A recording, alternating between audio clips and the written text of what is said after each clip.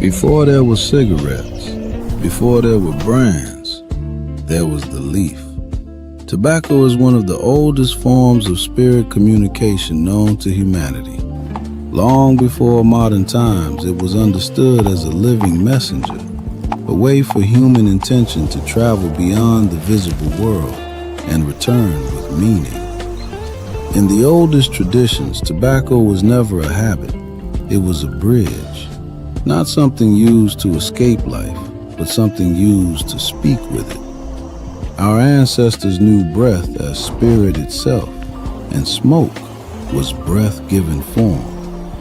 When the leaf touched fire, it awakened. When guided by breath, it carried thought into the unseen. In that moment, intention became vapor, and prayer learned how to rise. It was never about getting high. It was about clarity, connection, making the invisible visible. That's the memory the leaf still carries. Radio Cigars. Radio Cigar. Radio Cigar. Radio Cigar. Radio Cigar. Cigar. Radio Cigar. Radio Cigar.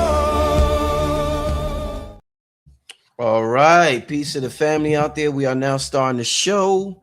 Happy Monday to everybody as we start this new week. We incarnated down here in some magnificent times.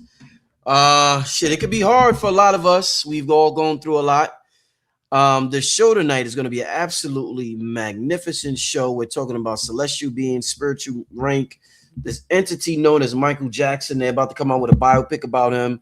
And I got somebody great to talk about this topic tonight. I want to welcome to the platform once again. Y'all seen her here plenty of times.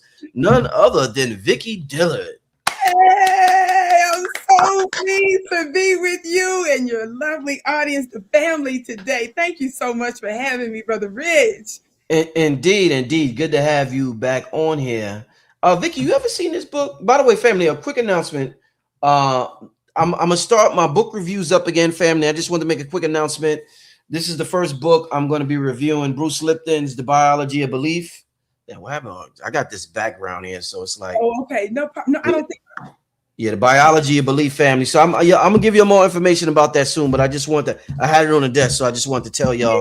You said Bruce Lipton? Is that his name? Bruce Lipton. Bruce Lipton. Yes, I don't have the book, but I want to say probably, I don't know, 16, 17 years ago, I purchased an audio thing, I think related to him. If that's the same guy, I think it was something I was studying about epigenetics. That's him. Okay, yep. Yes. It's been a lot, but I don't have the book. Like I said, back in the day, there was like an audio thing that helped. That's him. Vicki, they saying your green fingernails is son. They saying this son, the green fingernails. They loving them. They loving them. Vicki. Oh, so glad. Y'all know how to guide this uniform, baby, and switch up on you. Throw me for loops too. Thank you so much. We listen, Vicki. I've seen you so many times on your Instagram and on your platforms. You talk a lot about spiritual rank. Yes. So that's one of the reasons why I want to talk to you tonight. But I want to start out with let's touch on the movie. Didn't come out yet. I believe it's scheduled to come out April 24th. The name of it is Michael, and it's a biopic that is being released about Michael Jackson. And I believe his nephew is playing him in the movie. So we all know Michael. All the kids love him. Everybody, one of the most famous individuals we ever came across in our timeline of this reality. Talk to me about Michael, and what do you know from what you studied, being tapped in with the spirit realm, and what you talking to these different spirits and entities. You talk a lot about that. What does Vicki Dillard know about who Michael was and what he represented to this realm? Very interesting figure. Indeed, a very interesting figure. First of all, Michael Jackson's energy, his energy signature. I'm a country girl, and I'm also a spiritual country girl. So I I mix words and phrases and concepts that may not necessarily go together. So bear with me. So he, his energy signature, his spirit, his energy, is clearly not just from this realm, right? It's not just of this world.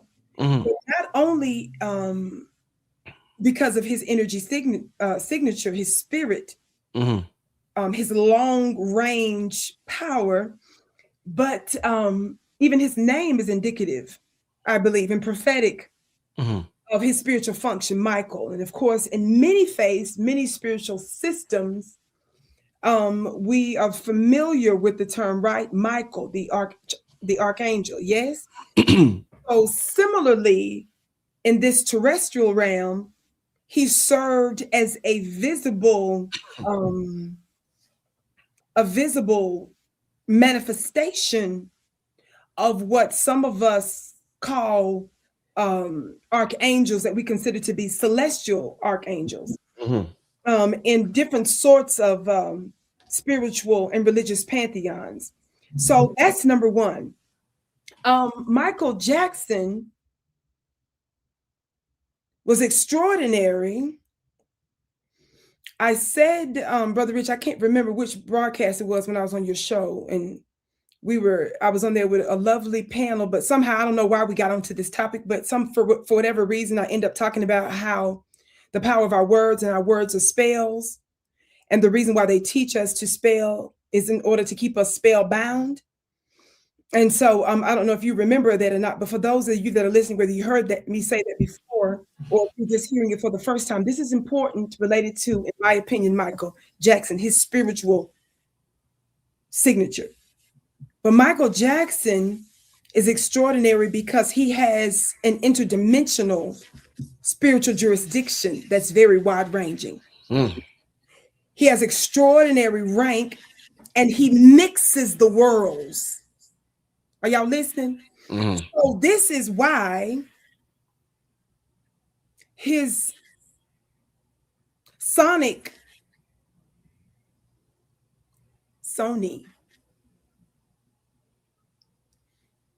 connection, his sonic spiritual energy. Did y'all catch what I just said? The sonic and the Sony.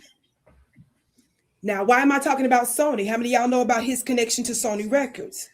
How many of you all know about the warfare he waged with the record company, Sony Records? Do you understand what I'm talking about? When we look at that and that fight that he had with them after some time back purchasing, I believe it was half of their publishing, and then when it was getting close to the end of that particular contract that he had with them, they started to mess make. And then they start to try to destroy his other records and stuff in order to obviously diminish his control and ownership of that. And then Michael Jackson, we find, for those of you that remember, he literally called one of the executives, and I think I have a picture here somewhere. I don't know if we can see this because I don't have the professional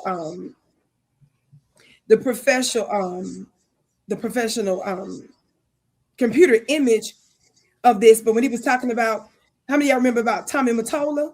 Yep. Mottola, yes, you say yes. And of course, he was married to also Mariah Carey, so other very high profile, extraordinarily powerful musicians that had the ability to shape some things. And those individuals that cannot be controlled through sound in particular are very, very dangerous to the current powers that shouldn't be. Now, Brother Rich, I don't know if you can see this, but I clipped this image of Michael Jackson. Can y'all see that? Yep, we see it. You see the image that he has there of Mottola? Yeah. Don't you find that fascinating? In clips that you can find of Michael Jackson, it looks kind of like a bootleg, because it was so many years ago, a bootleg clip of him talking live. Initially, he told the audience, in the middle of his talk, don't record it. But then he changed his mind and said he doesn't care, record it. What he was saying, he literally called him a devil and a racist. some more things, and then he gave the story. And Michael Jackson was very clear about why he gave details he normally doesn't. And he said typically he doesn't like to get into these sorts of things. I'm paraphrasing, of course.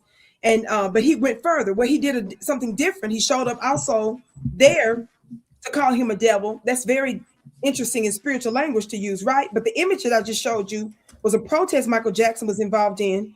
He was also in the tower at one of Sony's tower.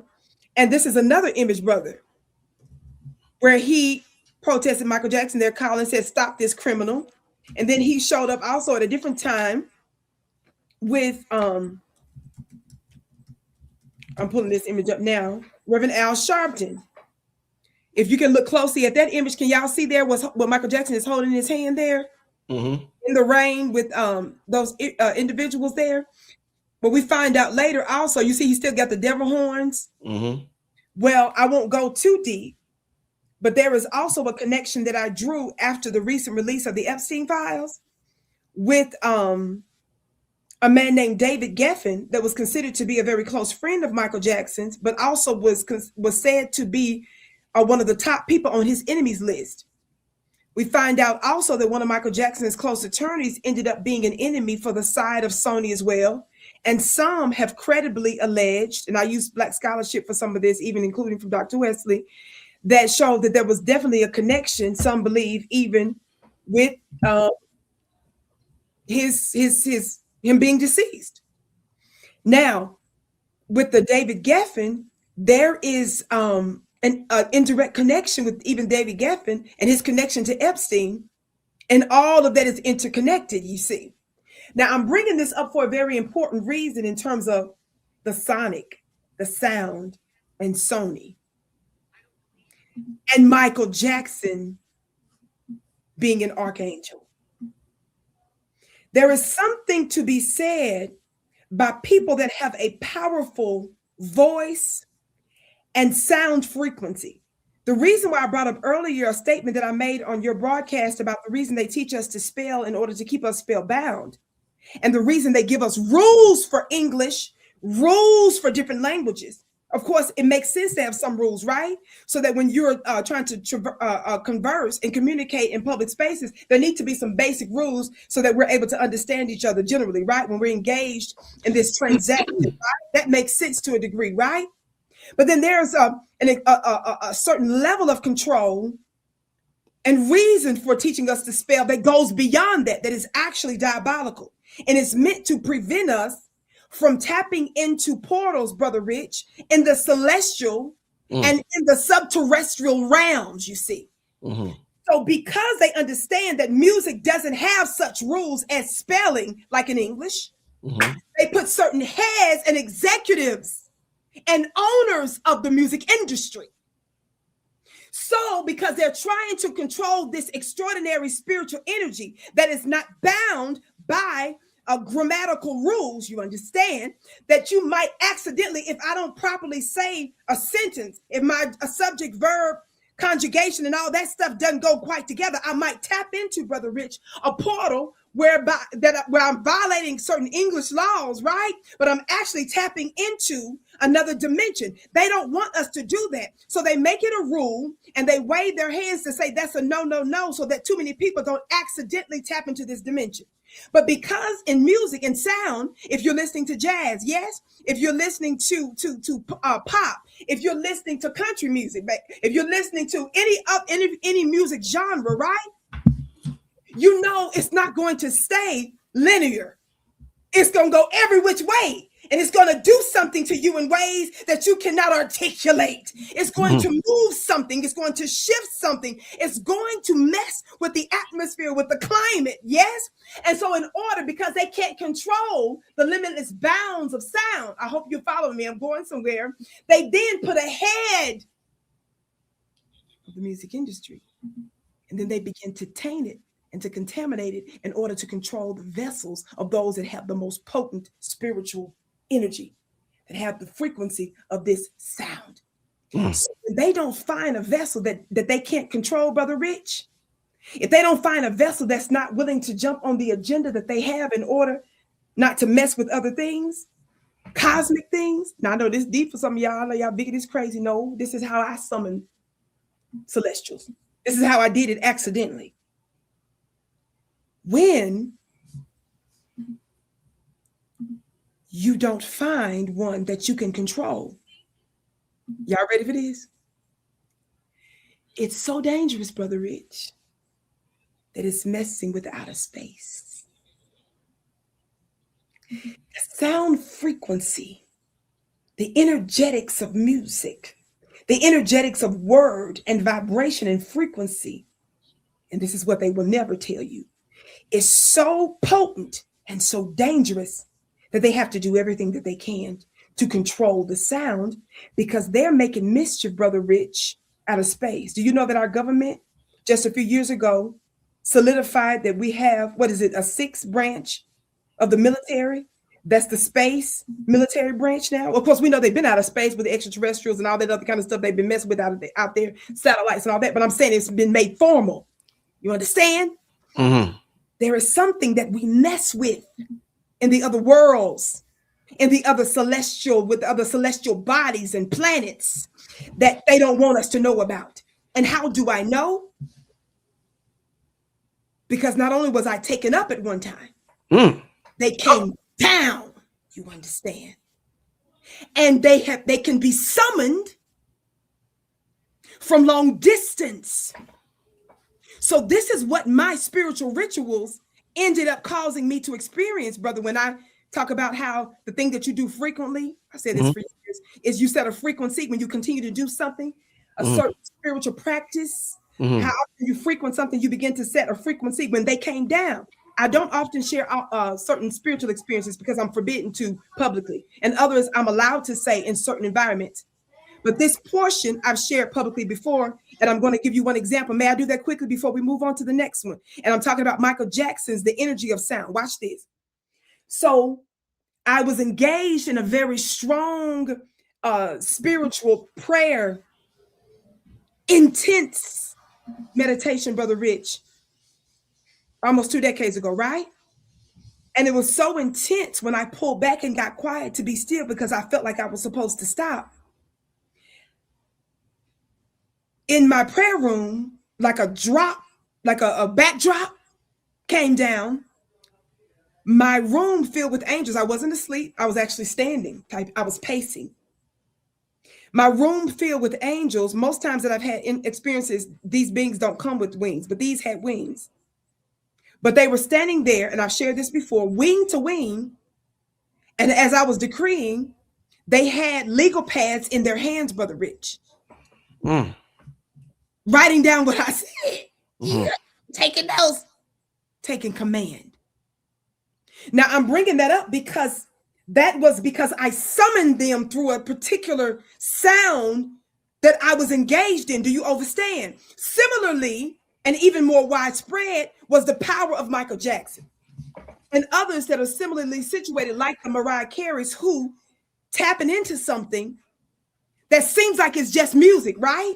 That seems like it's just something that we just turning on the radio and jamming to. But it is not, in fact, it's actually messing with hidden agendas, world governments, and other dimensions, and even the heavens. Do you understand? Woo-hoo! Come on, Vicki. So Even the heavens. Michael Jackson represented.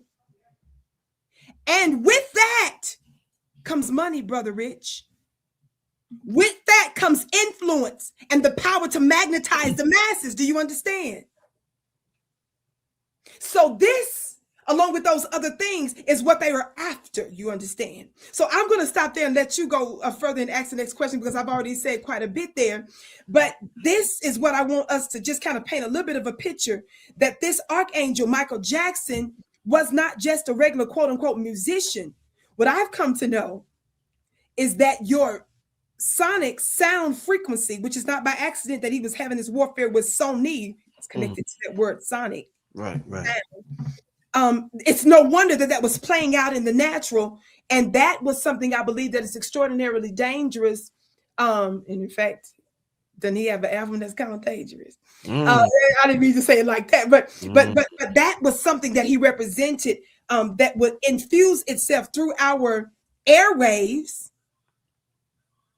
the very stuff that they're trying to put in the atmosphere and mess with, and AI and the things that they're controlling, and some of our wavelengths and stuff that go back and forth in communications and other things. So I think that that's one of the biggest things as an archangel that I want to throw out there for now till you go further. Yo, just want to say something before I ask a question real quick. Stephanie Mills was on the Breakfast Club probably about 5 years ago, 6 years ago, something like that. And she said that a lot of people don't know, but Michael Jackson offered his catalog to the minister, Honorable Minister Louis Farrakhan. Wow, I didn't know that. Yeah, Stephanie Mills came on the Breakfast Club and said that. She said that. Yeah, I got the interview. Yeah, she said Farrakhan turned it down because he knew what that would entail and the trouble that might happen with Mike and how they will come after Mike. So he turned it down. But she said he offered it to him. Yeah. Deep. Now, what I did know, I believe he donated quite a bit of money to the Million Man March, I believe.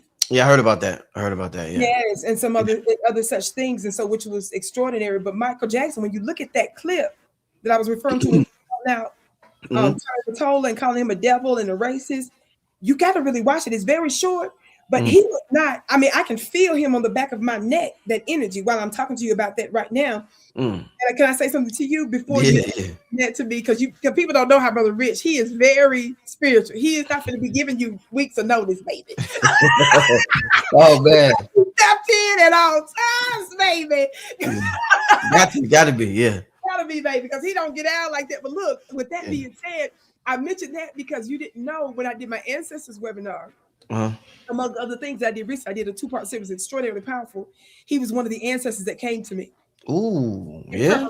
That happens often, yes. So it's not only my blood ancestors that obviously are always at work. They're my first line of defense, but there are also other ancestors that come. Now, let me tell you something. If you don't think that he is activating on the planet today, you out of your mind. If you don't think that the exposure that you see going on, if y'all can't see and sense what the world is going on right now, if you think he lost the way he got left up out of here, you out of your mind, baby. It's just I'll stop. Indeed.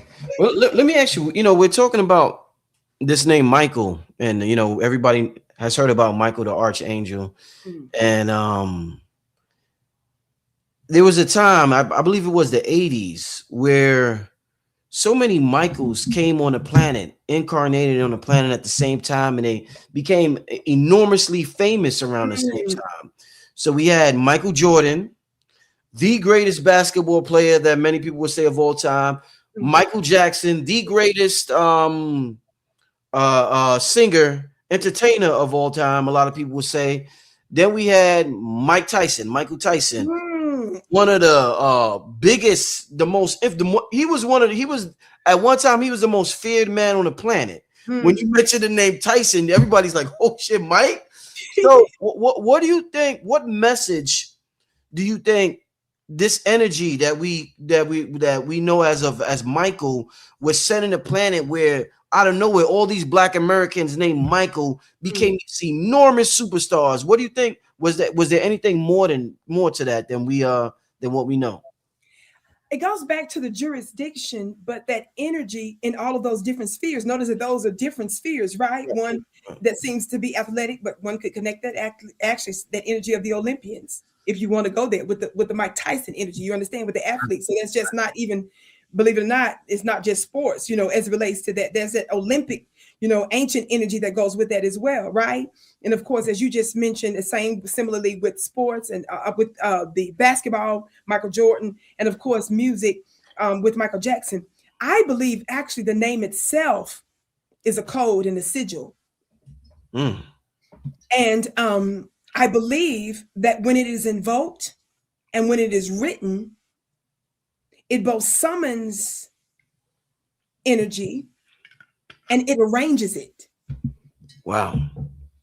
And this is the very reason I think in all of those cases, I think every one of those men were attacked with some sort of extraordinary warfare in one way or another. When you think about it, whether it's Mike Tyson and the scandal of that abuse with he and the I forget her name. What was it? Beautiful. a lady who Robin Givens. Robin Givens, and plus some other scandals that was going on related to that, right? And then the simile with Michael Jordan, remember it, not just with him, but with his dad. You remember all that? And different things like that. And of course, certainly with Michael Jackson. And so I definitely feel that that's certainly a sign in terms of warfare in order to diminish and to contaminate the extraordinary amount. Somebody said Martin Luther King. Said his real name is Michael. Oh, I didn't know that. I did not know that. Yeah. But so my thing is, I think that that's interesting. So I think that that's a code. And when I use the word sigil, I'm not using it in the specific and technical, term of the spiritual term. So I want everybody to say that, say, oh, she's not using the word right, or she's not. That's not what a sigil is. I don't mean it in its most precise sense. I'm just generally speaking. But I believe that they're like spiritual maps. So when we write things a certain way, when certain things are invoked, that summons energy, that summons vibration and frequency, but it also teaches them how to arrange themselves so that they can do whatever sort of work that they're meant to do in that space and kind of dominate that energy. So I believe that because of that shaking, there are different forces and energies, Brother Rich, that come against that and create a whole lot of warfare because of the potency and the power of that thing. There are things that we cannot see that we're accomplishing in different dimensions. And sometimes when we go through things or when somebody comes against us, it'll feel like it's personal, right? And it seems like in many cases, I can't believe it's deeper than that, because there's often other forces and energies that's backing and using that individual to come against them one way, but that's because you're actually having an undue and outsized impact in other ways that they're certainly not going to tell you, because if you know that you're messing with other dimensions, other systems, other institutions, you can further direct, as I often say, you can't hit a target you can't see. So if you're real clear that there are different types of targets that you're hitting all at the same time, you'll become even more skilled in that thing and even more dangerous. So they have to distract you in other ways to make you think it's one thing when it's actually a million other things. Yeah, I had it on mute, Muff. You can hear me now, right? Yes, sir. Yeah, when I was young, Vicki, it's strange, and to this day, I don't know why I felt that way, because my middle name is Michael.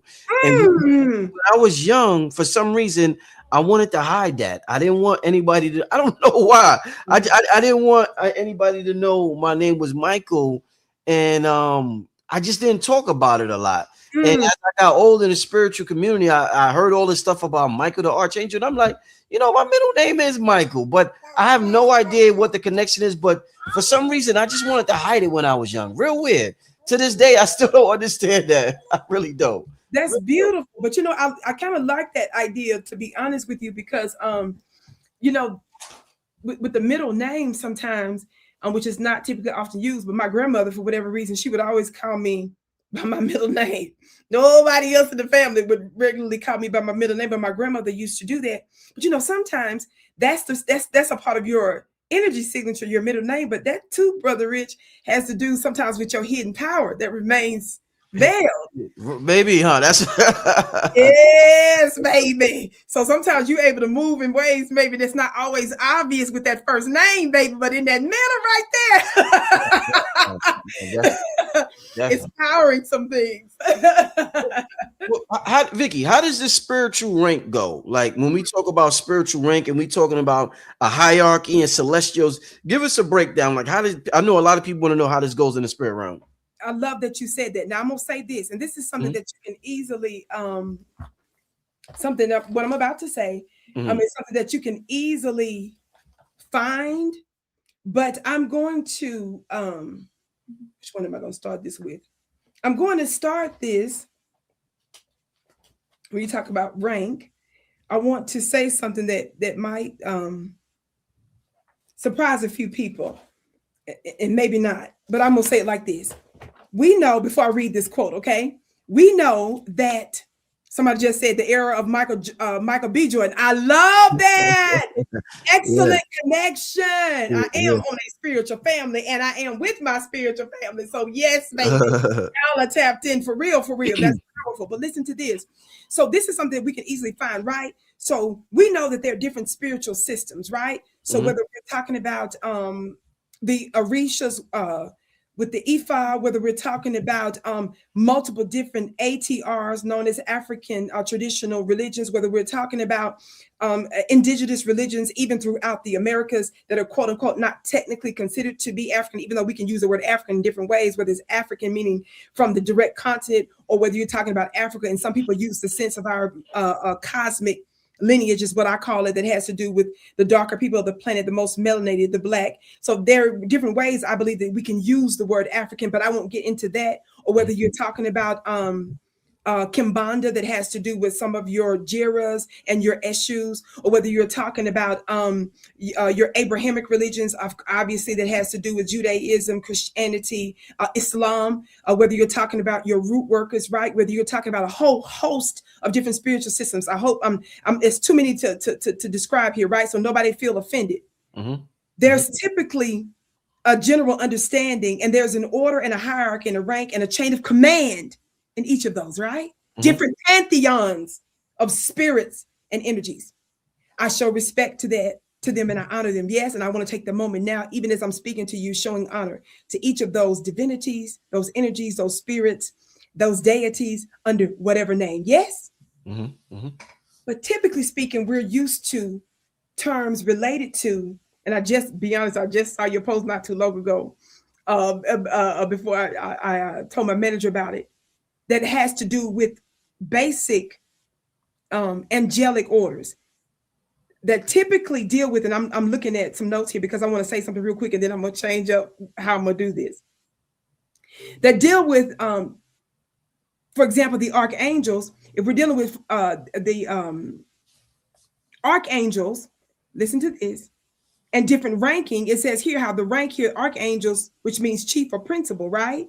They hold a superior position, it says, to regular angels in the heavenly hierarchy. Then it talks about the angels, which are typically regarded as,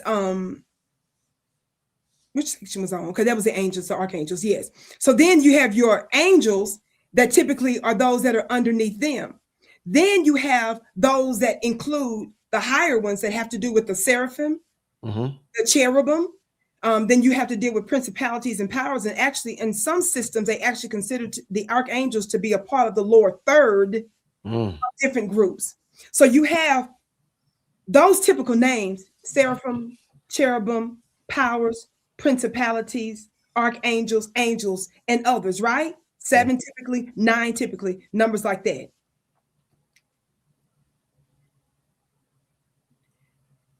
Because there are other ones like the Elohim. Have you heard of them? Yeah. There's a hierarchy and a chain of command of the Elohim, right? I don't want to zoom in on each of those different things and go too far down the rabbit hole on each of those. Why am I bringing all of those up then? Why would I bring up all these different spiritual systems and acknowledge briefly some of the different pantheons and hierarchies and chain of commands, however you want to characterize it? In this new dispensation, Brother Rich, there will be some crossing over of some of those concepts, you understand? Mm-hmm. And some of them will cease to be as we know them. Mm. Now, I know that might shake some people and think, who in the world?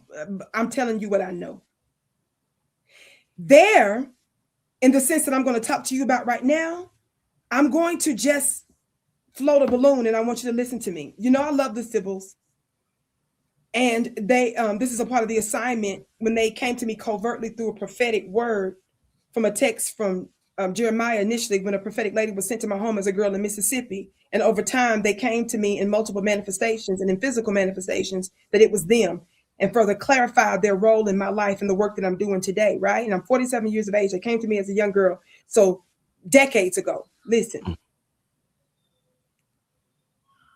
To keep it simple for purposes of today, I want us to focus on mostly the domains of the upper worlds, the middle worlds, and the lower worlds. If we want to call it the celestials over your head, the terrestrial, this middle world, or the subterrestrial realm, which are the underworlds. Mm-hmm. These are the different dimensions. And within those different worlds, they have their own parliaments. their own governments, just like we would have local, state, national, and international. So it is in the spirit realm. There's going to be a changing of the gods and goddesses in terms of now the new hierarchy, the new order, and new names by which they're going to be called. And even new scrolls, new constitutions, Brother Rich, and new books. Mm-hmm. Now listen to something I want to read to you. This is something I normally don't talk about, this particular section, but I was guided to mention this part about where some of the Sibyls said that they were from. And I think you might find this interesting. It says here, and I'm not an astrologer or an astronomer, so that's not my unique call in terms of spirituality, even though I find much of that relevant, but that's not my master. You understand? Mm-hmm. Keep that in mind when I'm saying what I'm about to say. I'm quoting here from Mama Zogbe's book about the Sibyls. Yes, you know, I'm always quoting that, but for the audience, I want to say it. Mm-hmm. So listen to this, what she says here, what the Sibyls say about themselves. They claim in a prophecy, one prophecy, that their genesis began in the 10th age of the world, during which time Saturn, Titan, Japhet was born from the union of heaven and earth. She recounts in detail about the divine lineages of Saturn and all of the misfortunes that will befall them in the war of the Titans, and the ultimate division of the world among the children of Jupiter, Neptune, and Pluto. I'm going to skip, Brother Rich, and I'm going to say this part here. Placed back in African cosmology, the Titans and the Titanesses, she calls it, or, quote, divinities / lords, are the ancient African pantheon of the 7 celestial deities from the Pleiades star system. Mm. Who were served by the Sibyls. They were introduced, y'all listen, into the Babylonian and Palestinian astrology. Are y'all listening? I don't think y'all listening. What's modern Babylon today? Modern Babylon today is Iraq. And Palestinian astrology. Let me read this again. They were introduced into Babylonian and Palestinian astrology by the Afro-Canaanite Phoenician matriarchal clans who settled in ancient Corinth around 2000 BCE. 7 became a mystical number of the ancestral deity Dionysus, and later was applied to the minor fire deity Jehovah. It was also the number by which the African solar gods were torn into pieces and resurrected again, Osiris being the first. I'm going to read one more line and I'll stop.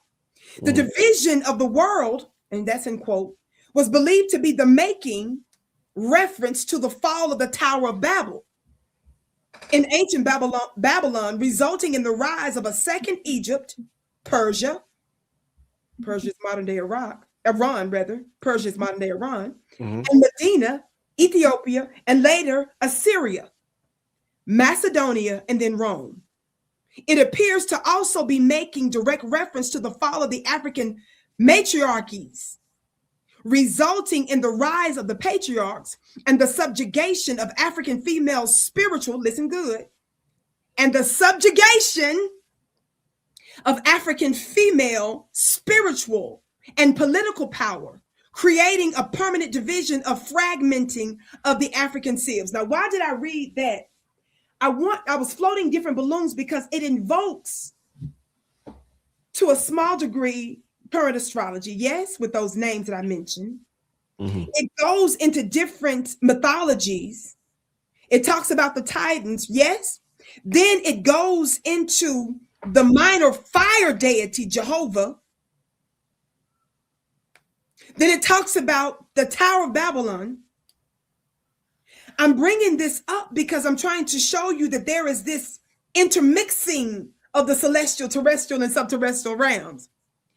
And I'm bringing this up because I started the section by saying that the Sibyls claim in a prophecy that their genesis began in the 10th age of the world. Now, I know some of your scholars out there are going to take it further. with that specificity of 10th age of the world. But I want you to broaden what I'm about to say to you now to say that they believed in the process of the world's moving in a 600 or a 6,000 year change with the destruction, resurrection, and rebirth of the new world. This is what the belief of many of the symbols were and how they moved. Mm-hmm. Now, I'm bringing that up also to say that there's a new ordering, a new reordering that is getting ready to take place as it relates to celestial authority, angels and angelas. So why, when I brought that up, so it may not seem like I'm not trying to make one specific, so, oh, they were from the 10th age now, oh, Jupiter now, oh, Pluto is this, and no, I'm trying to get you all to see that there's an intermixing, there's a shifting, there's a changing that is happening on both the visible and invisible spectrums, yes, and that what we know in terms of the new hierarchy and the new command is about to shift. But what we know for sure, Brother Rich, is that authority in all planes comes from the goddess. And to the degree I invoke a god, it's because she makes them. She is the creator and the maker of the gods. Whether you're talking about Tiamat, of course, we know a bit about Apsu too, but that ancient black primordial stuff, or she could also be known by Neith, yes, and also for some, Mami Wata, even Yemiya and others, right? We're always going to deal with that cosmic womb and mother from which all things come. That place, that primordial dark space, Brother Rich, that place that some initiates say is where potential is gestating in its, before it takes form, in its formless state, that place of Lilith, that place before names are given, Brother Rich, that place before angels are assigned, that's the original authority. That is the original womb. That is mother. Right. So for sure, all hierarchy is going back to that understanding first. And then this new rearranging that's happening, look, this new reconstruction, reconfiguring that's happening is going to happen because we first go back to that realization. And it is not about a gender war. It is about cosmic order. I'm going to say this real quick, Brother Rich. After being rejected from so many spiritual systems and spiritual groups and spiritual people, when I started to tap in myself, and since then, I'm connected to different spiritualists, but I'm talking about the most intense part of my journey took place because of how I tapped in and what I was taught. And this is what caused, quote unquote, other messengers and beings to come to me. We know that the word angel, Brother Rich, means messenger, right? That's technically what the word angel means. When you look at the origins of the word, the etymology of the word angel in this most simplified form, it means messenger.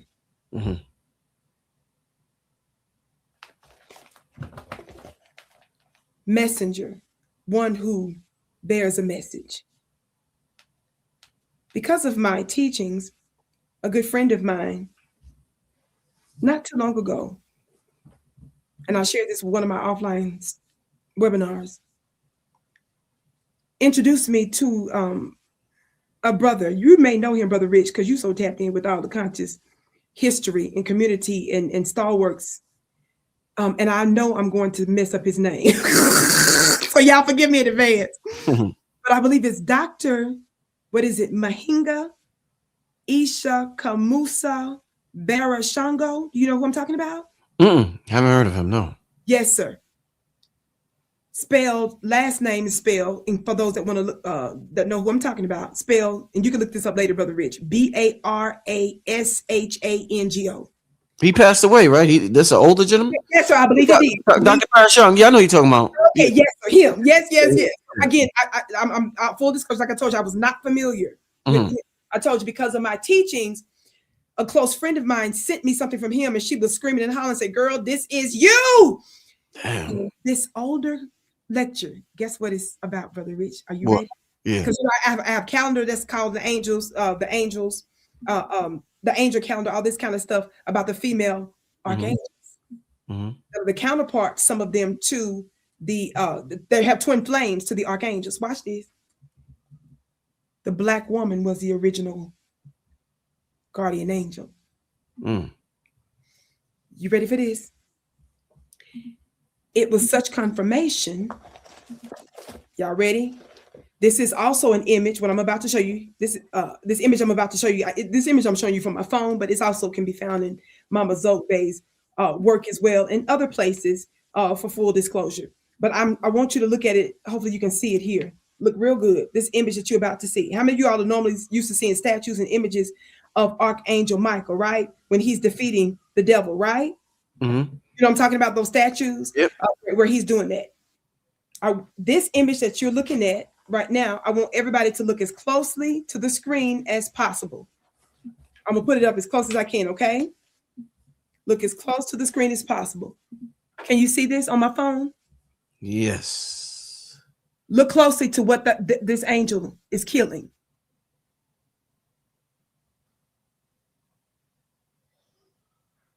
You see it, Brother Rich? Who does that look like? It's like a black mermaid or something. What you say? What you say? What you say? What you say? Wow. Image you're looking at, my dear brother, and that's why I said Mama Zoge, this is in her book and others as well. Yeah. But my friend, I know y'all, I'm always on her books, but as a confirmation, the reason why I brought you that brother's name, because he specifically, that's an old lecture too, right? That I'm referring to a few decades ago. But the reason he's sitting there talking about something that confirms what I've been teaching, and obviously confirming a lot of what Mama Zobe's book was about. That image you just saw, look at it again for those of you that missed it. I need to reach out and get my phone. Blessing, I need your help. I just dropped my phone. I'm going to read. It is what you just saw. It's the Christian motif, Brother Rich, of Saint Michael murdering a black civil prophetess. Yikes. Did you hear what I said? Saint Michael. Saint Michael. That's who y'all saw. That's the technical term of the image you saw. It's a Christian motif of Saint Michael murdering a black, murdering a black, you see it? That's what that exact image is you're looking at. A Christian motif of Saint Michael murdering a black civil. Why is Vicki bringing this up? When we're talking about authority, when we're talking about celestials, and one of the most recognized archangel in many religious and spiritual pantheons, chains of commands, is Archangel Michael. But in the earlier understanding, when they created their equivalent of an angel or archangel, it was because they saw the ancient black goddess as their top rival and the authority to put down. So I'm bringing that up to let you know that this, believe it or not, is further confirmation of a power and an energy that we need to connect to in order to remake the world as we know it. Why, Vicki? Because them being the original Vatican, them being the original authority for Islam, Judaism, the Vedas, which have to deal with a lot of Indian traditions, they were the ones that often even believed to have prophesied about certain Buddhas and Brahmas and so forth. Do you understand? We've got to get back to the connection, the original order of the ancient black woman which all of the world, listen, under many different names understood. And the hell of the condition that the world is in now, Brother Rich, from wars to the economy, to health, to anything else, has everything to do with the fact that we are not properly and divinely connected to her. It has been out of order ever since. That's one of the things that I wanted to show as it relates to that. And as I've talked about before, when I'm invoking the terrorist group, that's one of the most widely known that the United States and her Western allies helped to create, ISIS, which was originally a black goddess. That's not by accident. And guess who else noted that in a different way? The great Dr. Frances Cress Welsing. May she rest in peace. Whose book is called what, Brother Rich? The ISIS Papers. And in the beginning of the book, she gives her reasons for why she invokes ISIS. And she talks about the original she talks about the ISIS as the black goddess and her resurrection work with Osiris and so forth. This is what we must understand. And do not forget, not only did your government, you found him. Yep, that's him. You know, Sonetta filmed him a couple of when I first got into consciousness, I heard about him. And Sonetta, this is Dr. Barashango family. And y'all could see a lot of his information from Transatlantic Productions on YouTube. Okay. That's from Minister Clemson Brown. The brother passed away years ago, Minister Clemson Brown. I got an opportunity to see him before he did. I went to his house in Brooklyn and chopped it up with the brother. Brother has the biggest catalog of conscious tapes, audio and video than anybody in the world. Anybody in the world. What did I say when I started talking about? I said, Brother, you probably know him because, like I said, I had to be honest, I did not. But my beloved soul sister was screaming when she sent me this lecture. Are you listening, Brother Rich? Yeah. Saying, guess what? In his teaching, are you listening? Mm-hmm. He talks about in those notes, which of course the lecture is much different, so I have to actually take handwritten notes, but I'm not going to go further. But I just want to give a little something extra. Like I said, I know y'all using me just talking about Mama's Old Big Book, but of course I have a bunch of other books that are confirmations of that. But I want to use him tonight related to this notion of angel, but we're getting back to celestial order. This is what I'm trying to get us to understand that it starts first with that as a supreme authority and that the remaking of the worlds, but in all dimensions, it's going to be the cosmic mother that has everything to do with that. Yes, Ashe.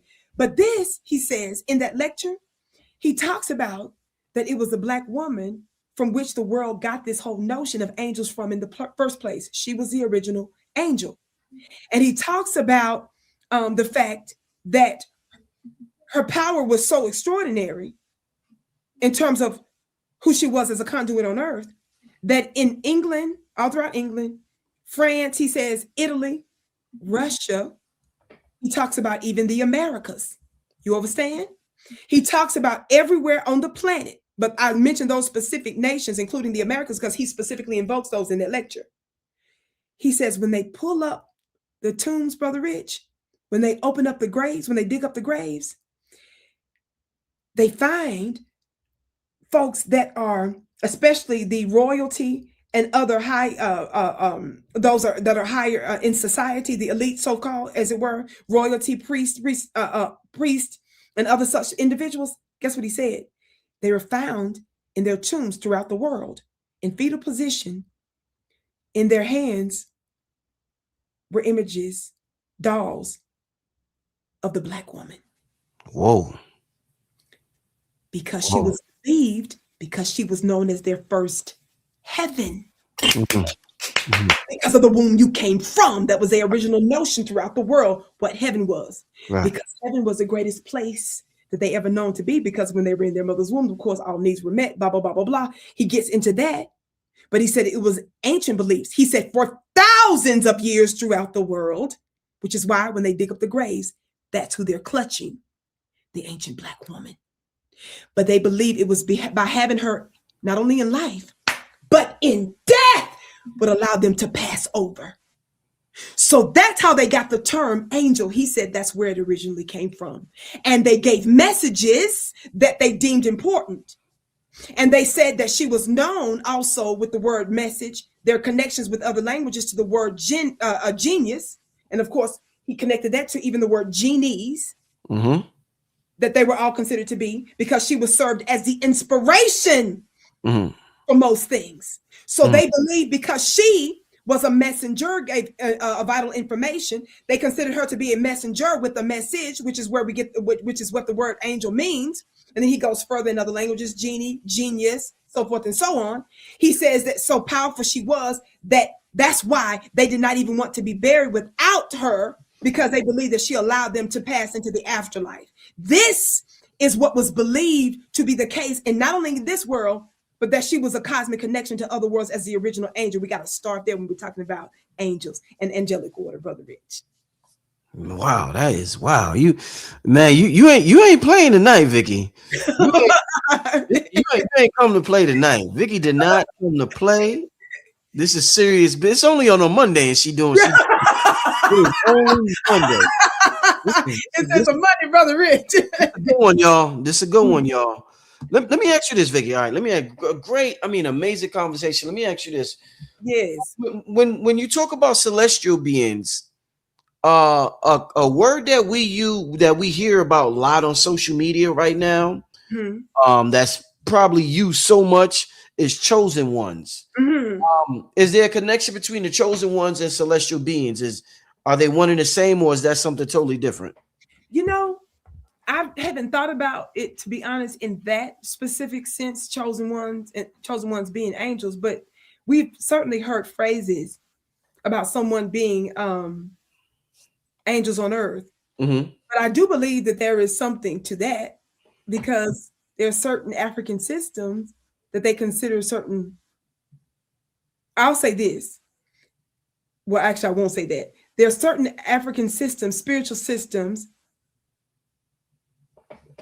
but I'm specifically saying African, literally meaning from the continent of Africa, where they have specific names for their angels. Mm. And I was actually called by one of those names before. Mm. And so by a spiritualist that is connected to that. So this is not just, and I love all compliments that people give me, and somebody say, "You're an earth angel." No, I meant somebody that's actually an initiate. You understand that said based on that particular system, X, Y, and Z. But the reason I say it like that is because I believe that sometimes, even when, especially through scripture, even when they use the word angels, sometimes it's not technically an angel in the sense that we're used to that word being. Sometimes they're really referring to other types of beings, but they just use a catch-all phrase for angels. You understand? So sometimes some of us might even consider some to be extraterrestrials. You understand that there are other specific names that come with certain beings that we won't get into now. But I'm saying that sometimes those words, are used interchangeably, is what I'm trying to say. And so in terms of chosen, even the word chosen, some people consider that word in and of itself to be problematic. But I think that there is a place for all of those different words, but context does matter. So I haven't necessarily used it in that sense, but in terms of the chosen one, I do believe that some of us take on traits that are literally beyond this world, out of this world. And I do believe that we can take on other forms. Now, we know that our DNA is made up of stardust. That in and of itself should let us know that some of our ancestry comes from the stars, the sky. That's a biological thing that we can prove, right?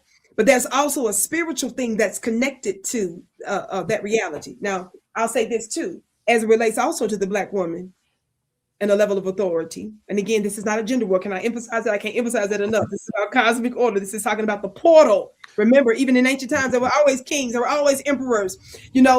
But there was a unique overarching authority that she served as a portal into three worlds. That's the reason why she's so extraordinarily important, and why we cannot just sideline her like it don't matter. Watch this. This something you ain't gonna read this in no book. You ain't gonna read this. Come on. The reason, and I did not know this, that I could do this. When I speak, I'm talking about my prayer time, Brother Rich. When I pray, when I'm doing meditations, when I'm doing altar work, and even the way I affect certain people, from presidential candidates, Robert F. Kennedy, to celebrities, to the up and out, down and out, and everything in between. It's unusual. Which is why I was given a command when I was a girl in Mississippi that had everything to do with prophetic words. You understand? And speaking into nations. Listen to me. The reality is, and this is not for everybody, and I want to make this disclaimer, because you have to treat the spirit world with major respect. And there is a process of types of initiations, formal and informal, Brother Rich, that you go through. So this is not something you take lightly. But there are some of us that understand that otherworldly beings, phenomena, and energies and entities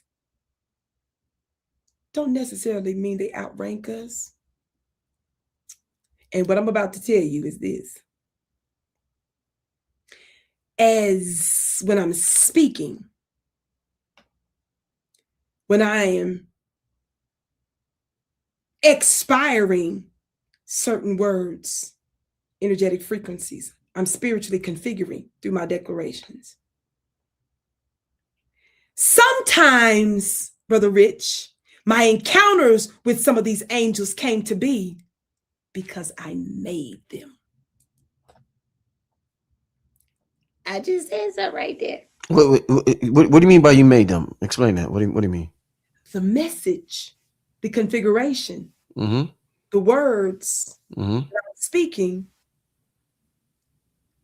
was creating a type of spiritual skeleton. Mm. Come on now. A type of net. Yeah. To trap energy in, and me constantly doing something for specific answers and some things that I didn't know I was asking because I was often speaking in different languages. Mm. I was creating something and summoning, Mm-hmm. magnetizing an answer and a power, Brother Rich, but it came in the form of an angel that I made. So just like we can make babies in our womb. Woo-hoo. Come on, Vicki.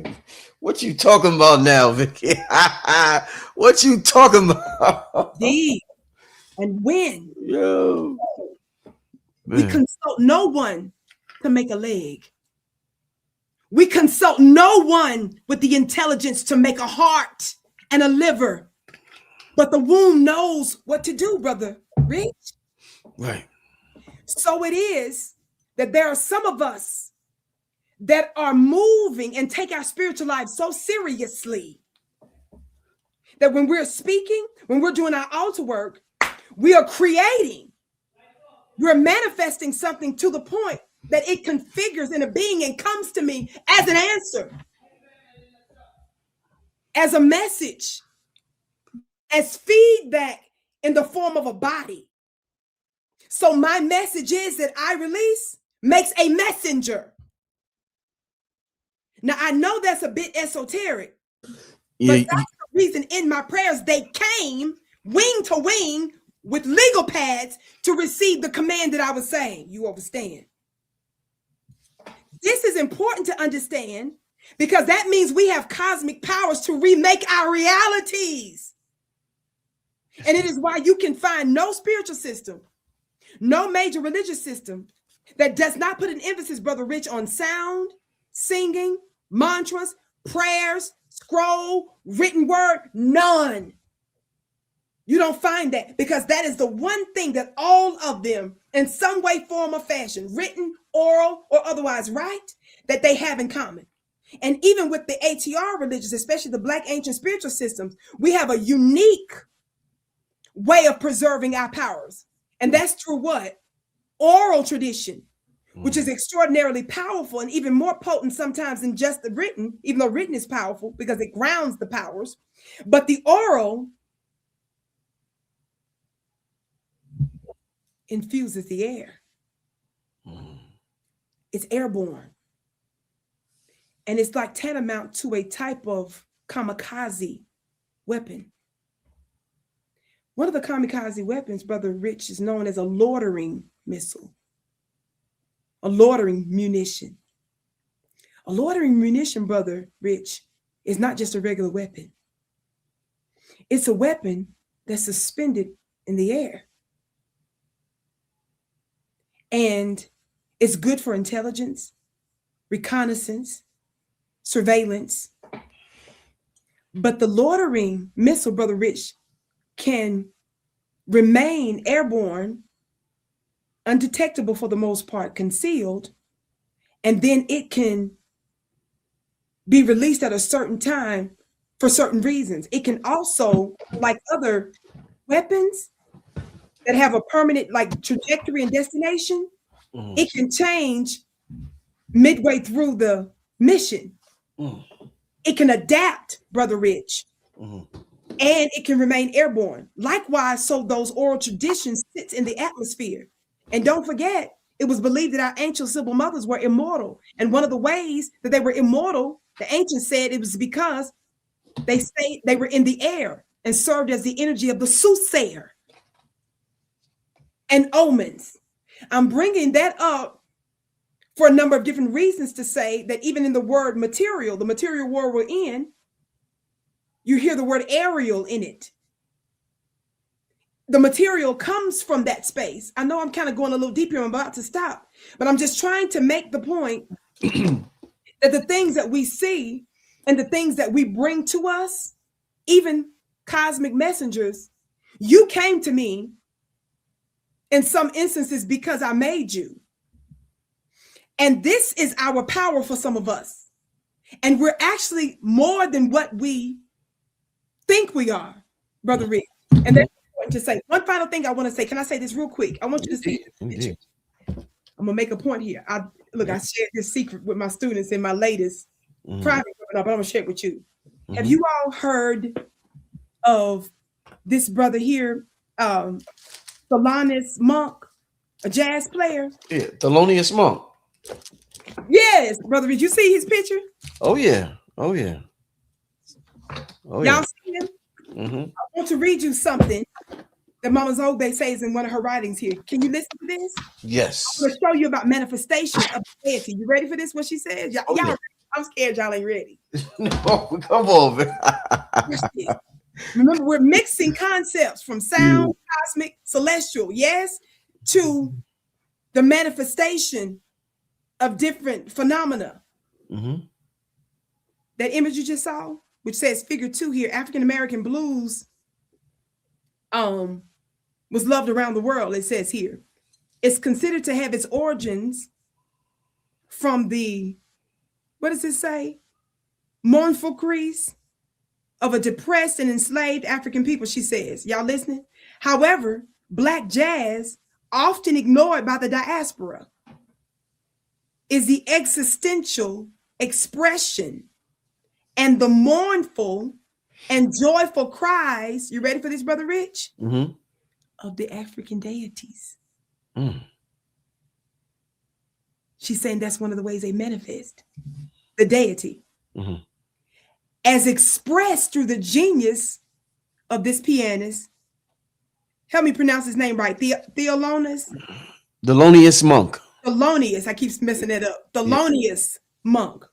Miles Davis, and she goes on with other names, right? Abby Lincoln and others.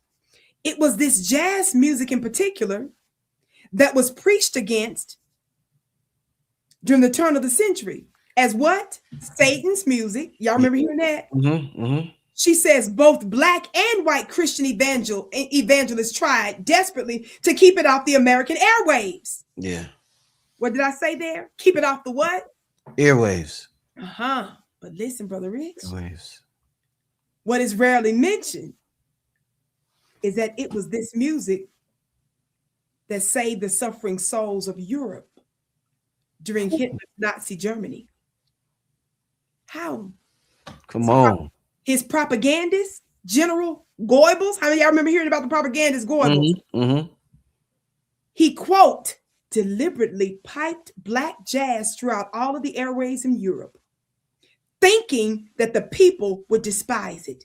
Instead, his horror. Thinking the people would despise it. Instead, to his horror, Europe went wild and craved it to such an extent that it is where many Black jazz musicians lived because of the racism and persecution they experienced in America. Today, Viewed as only an American art form, Black children have hardly the same exposure to jazz as their white counterparts who are learning to mimic it as a quote artistic style when she said it is a manifestation of deities that Hitler, Goebel used it and propagated it throughout Europe's airwaves. Wow. Nah, you went, yo, oh man, yo, listen. You went there with it. You went there with it. Mm-hmm. You went there with it. Wow. The comes from the mouth, the womb of the mother tongue. You know, when you look at an image of the internal makeup of the throat and the mouth and the teeth, Mm-hmm. it is almost identical to that of the yoni makeup. Mm-hmm. Both are openings. We're able to bring things into existence. And so likewise, how the yoni is an entryway and brings and makes and stitches human beings, but it's also energetic. So we also make dreams and businesses and a whole bunch of other stuff. Mm-hmm. Also our mouths creates, you understand, and births and brings things into existence. And so it is through this way. This is how they return. When you read the ancient text, you find that even though they killed them, quote unquote, the way they are still alive is through the bloodline and through their energetic line. Right. So they're still situated through the air. You understand? Mm-hmm. They're waiting like that loitering munition for the right time to strike. But when we come together, Brother Rich, with the right mindset Mm-hmm. and with the right divine rituals, they reconfigure and they bring a being, an entity, an energy into existence that concentrates and manifests this energy in such potent forms that it layers and it dominates the environment and the atmosphere in the world in which we live.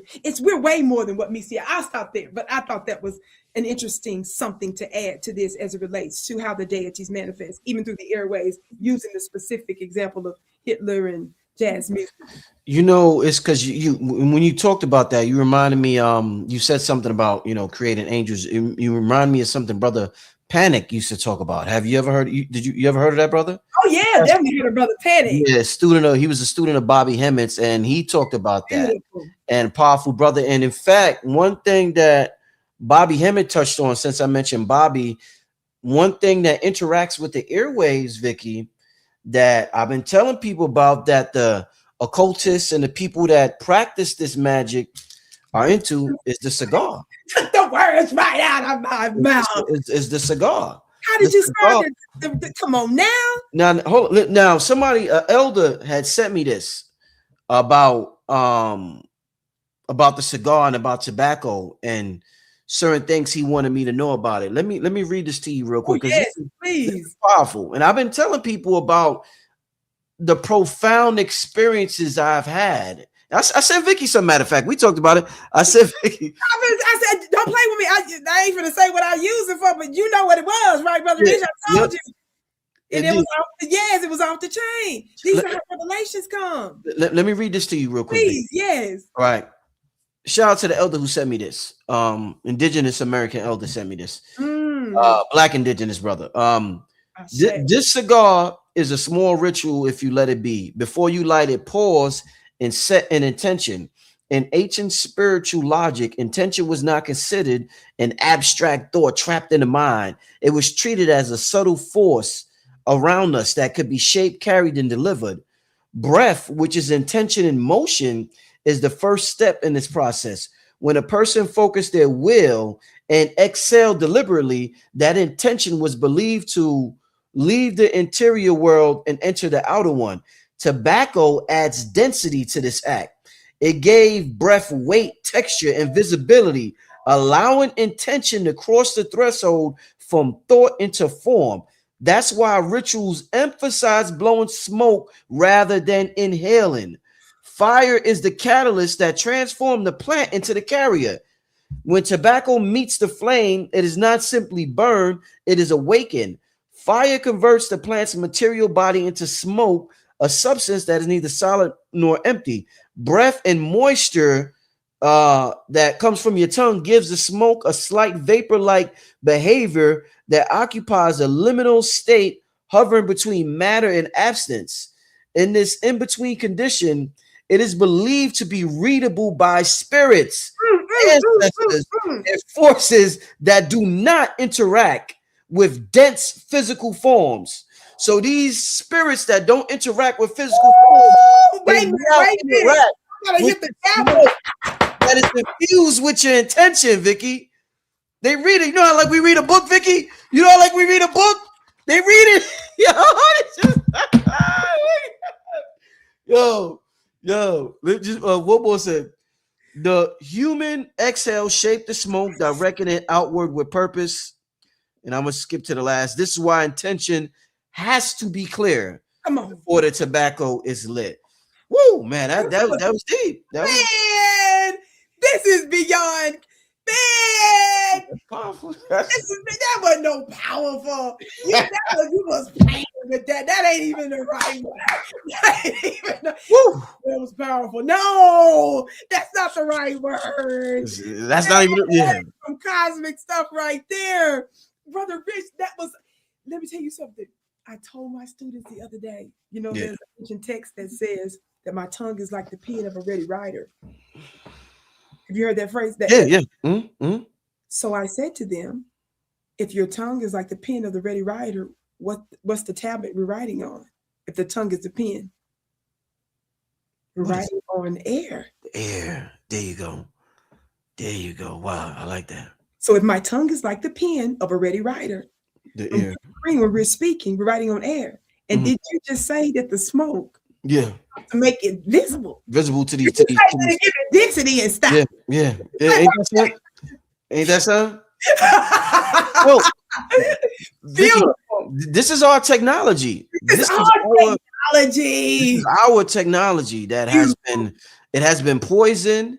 It has been redirected into something else, and it's returning back to us, Vicky. So I'm loving this. I'm loving every second of it. Me too. And this is so beautiful. You really shook something there. I want to say something else really quick as it relates to, if you don't mind. I want to say, indeed. Remember this phrase of the mother tongue. Now, one of the things that the Black woman offers, and we talk about this briefly, is the mitochondria. I'm gonna let your other technical guests get deep into that. Right. Better suited to break down all of the scientific, the official, I should say, scientific terms and phrases, right? But we understand that the mitochondria is, no matter where we find, no matter what group of people, right? Every people on the planet, everybody's mitochondria does what? It's traced back to the ancient Black woman. Is that right?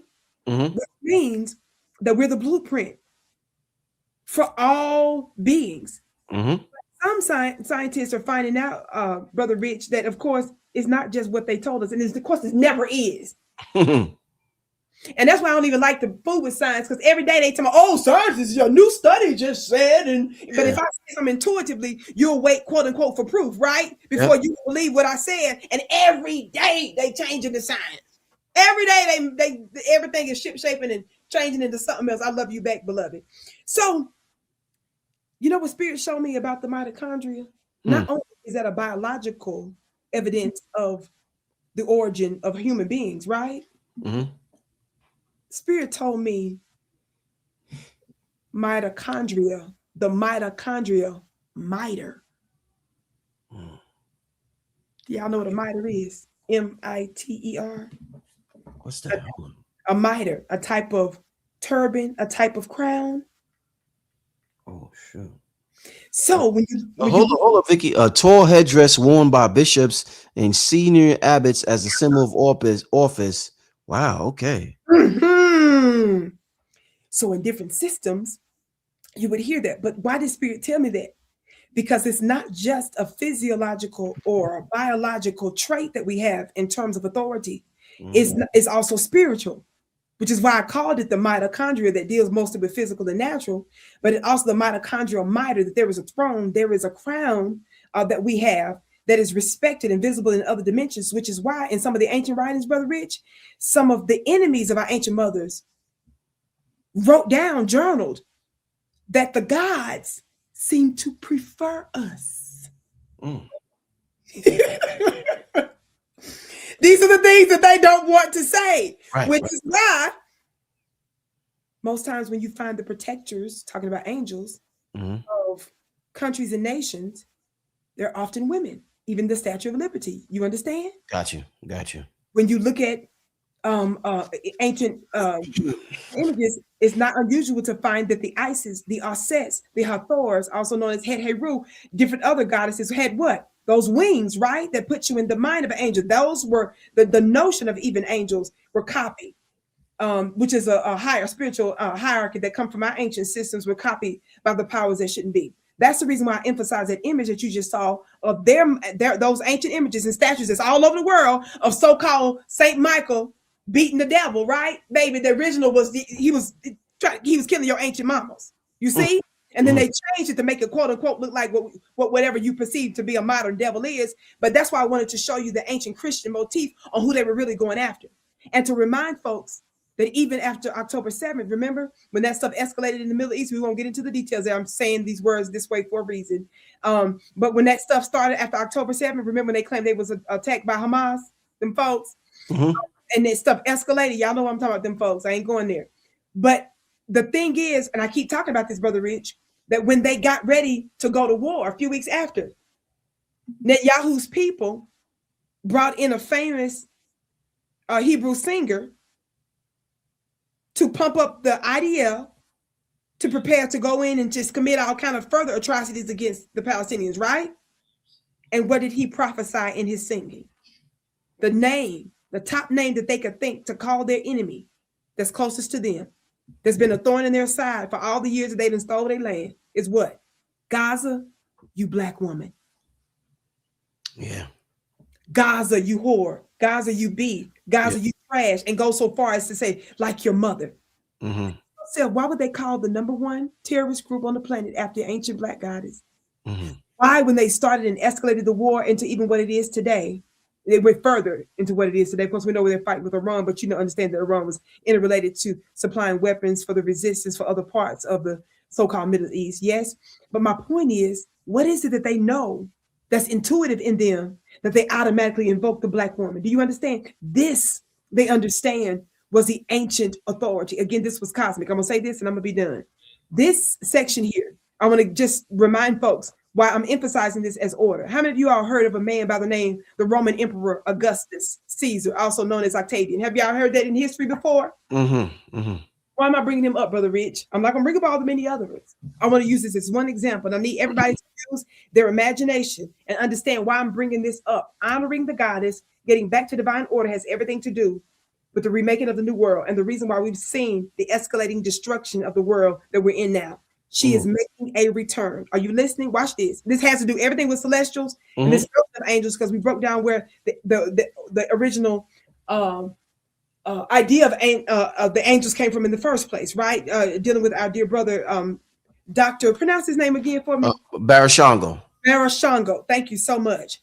Listen to this. Are you listening? This is from what page? This page number is missing. 44. Listen to what she says here. The Roman Emperor Augustus Caesar Octavian, right? On many occasions, Brother Rich, sought consultation with the Sibyl. This was the norm, Brother Rich. This is a side note. I'm saying this. This was the norm for most major religions, right? Most heads of state and military leaders, right? They were not only were local chiefs, local folks, they had different levels of even the Sibyls. There were some that were known as Sibs, which was more or less local and tribals. They weren't necessarily on the same level as even quote unquote the Sibyls, right? And then over time, a certain sect of the Sibyls, when they hit a certain age, like age 50, they were known under another name that I won't invoke right now. But when they reached that particular level, they were feared amongst many. Their attire was different also. And also in certain groups, when the Sibyls were hit 50 years of old, they were respected in a different way. And they did that on purpose because some of the men were actually, we're going to use the word, violating them so that they could claim certain blood lineage through them.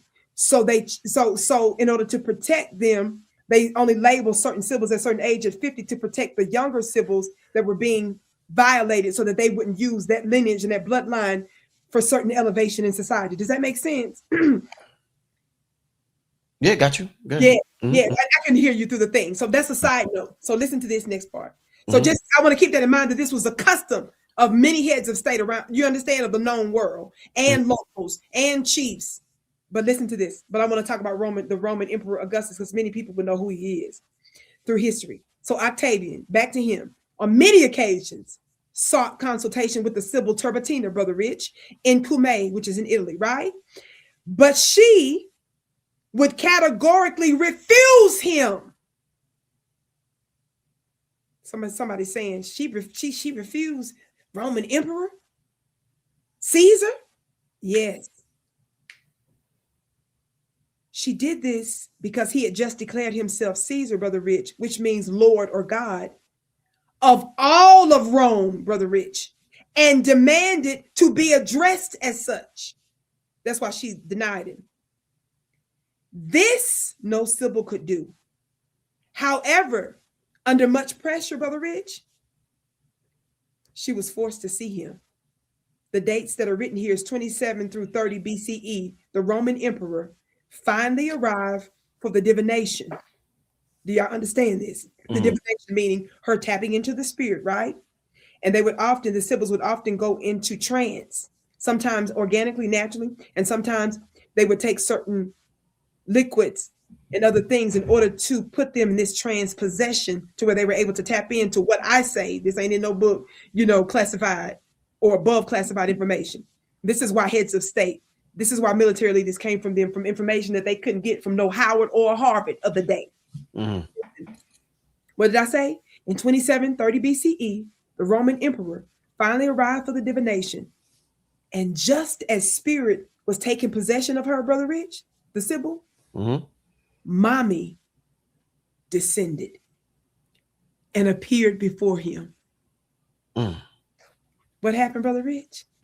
Shocked and frightened at what was to transpire next, the quote, great Caesar learned quickly who was the true Lord.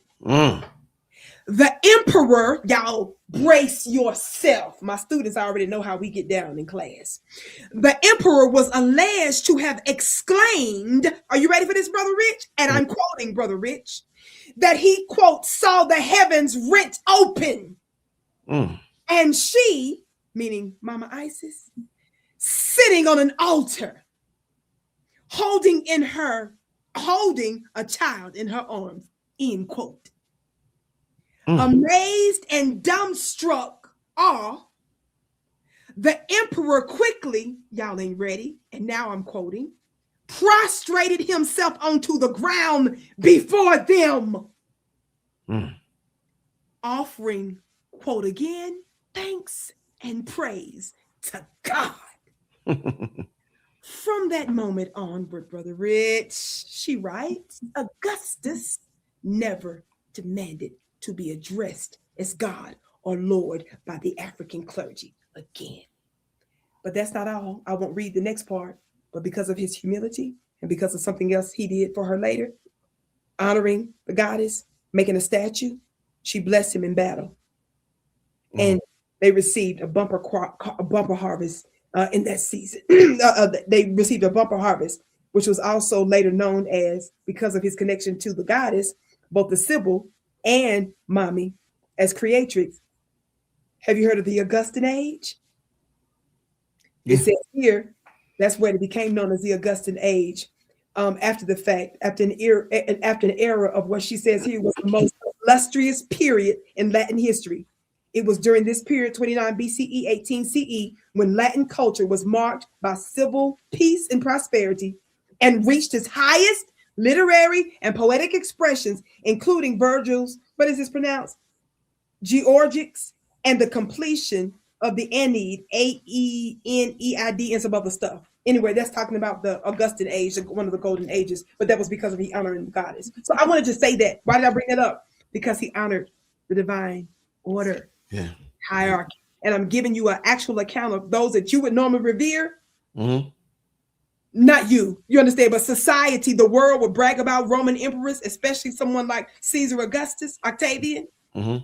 He bowed down. That was deep. Yeah, I'm glad you talked about that. I think we definitely need to know that. We Yeah. definitely need to know that. I got one question for you before we get out of here, Vicky. Absolute brilliant discussion tonight. Yes. I want to ask you, in terms of angels or celestial beings, Mm. we're incarnating this avatar, Vicky. We're incarnating this avatar, and we're doing the work through this vehicle we call a body. Are there any physical signs that somebody is a celestial or an angel that is common amongst them? Like somebody might say, oh, their eyes look like that, or this looks like that, or they look like that, or this. Is there anything physically stands out that you could spot a celestial or an angel when you see them? That's very interesting. I can't say off the top Mm. any typical physical feature that automatically in terms of me personally say that this so-and-so was an angel. It's always for me has been an energetic thing. So Okay. whether I was in a whether it was a trance Mhm. or whether it was a dream-like state in some instances. With the trance, I was wide awake though, Mhm. but in a frozen state. But there were times where there was a physical manifestation, but I did not recognize it wasn't because of a physical attribute. It was an energy that that body held.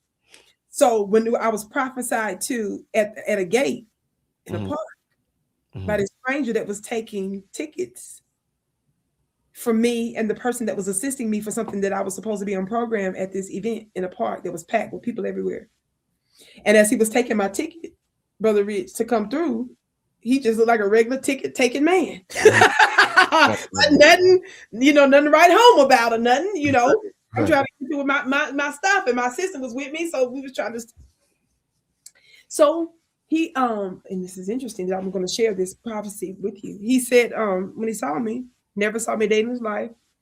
He told my assistant to hold my stuff, and I'm looking at him like, Ninja, is this the entry stuff? This my ticket, it's free. I'm on the program. He said, hold her stuff, and he began to speak.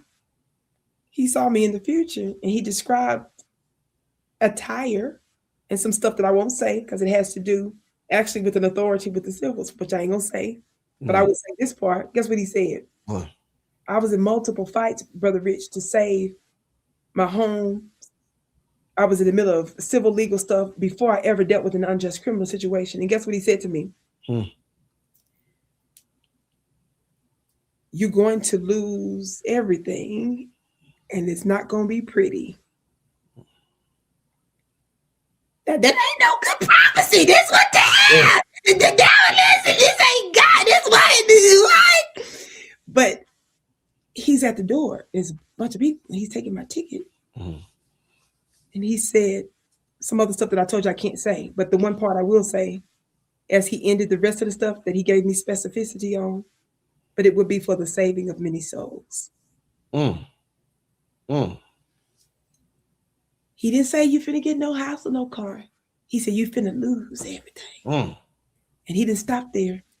Brother Rich, he said it's not gonna be pretty. Damn. So I was to perform a few minutes later, and you know how I knew I had an encounter? How? My energy was off, and his words started to mesh in my skin. Oh, Lord. In my body, in my energy.